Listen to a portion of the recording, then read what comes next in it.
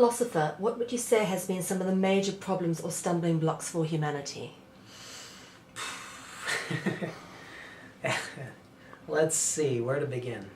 How can I limit my response, or say it as you feel? Whatever. I think that we have a tendency as humans to get mired in day-to-day needs, and this is I mean, you can't fault anybody for this. We have to feed ourselves and clothe ourselves and take care of our families, and we want shelter. But we've also been overwhelmed with false needs. So I'm really concerned that we tend to, beyond the food and shelter and some sort of job and leisure time, we get seduced by marketing and think that we need a lot more than what we really do need. And I find that this is overwhelming to a lot of people.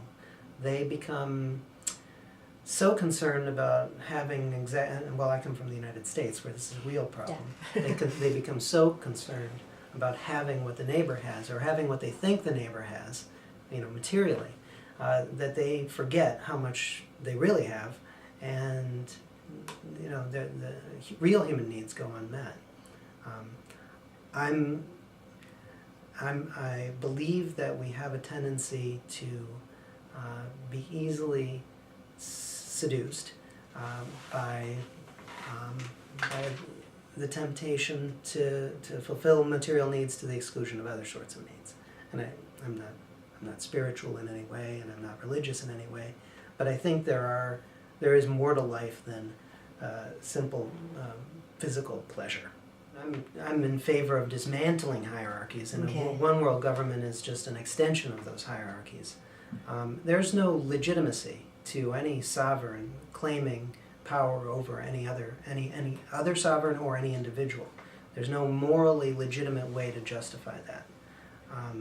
Whether it's in any social setting or any social structure you can conceive of where there is a hierarchy, if people think they are willingly bargaining away their rights to govern themselves, they are acting, I think, immorally. You can't do that. If we bargain away our rights as citizens of a sovereign right now to some greater sovereign, it's again morally illegitimate. There's just no moral way to accomplish that. We have to instead take responsibility for ourselves and govern ourselves. I think that's the only morally legitimate form of government. Obviously, people are realizing now what money is through the fractional reserve system, and realizing that actually money is more of an illusion that we buy into. Yeah. And because we support that illusion, it continues to go. Right. Dollars are debt. They're not value. And this system has been created in order to benefit just a very few very wealthy people who are in charge of banks. So when you and I exchange dollars, we're exchanging debts between banks, and there's a profit that's taken not by you or me, but by the banks off of every transaction. There is value in the world, and as I said, I believe in private property and our ability to be able to exchange value between each other. But doing it through a currency system, at least the currency system that we have, is, as you say, an illusion. We're not really exchanging value. We're depreciating our values, the value we might have in whatever exchange we're going to do by using currencies. And it isn't benefiting us. And you and I are never going to benefit from the current sort of fractional reserve system.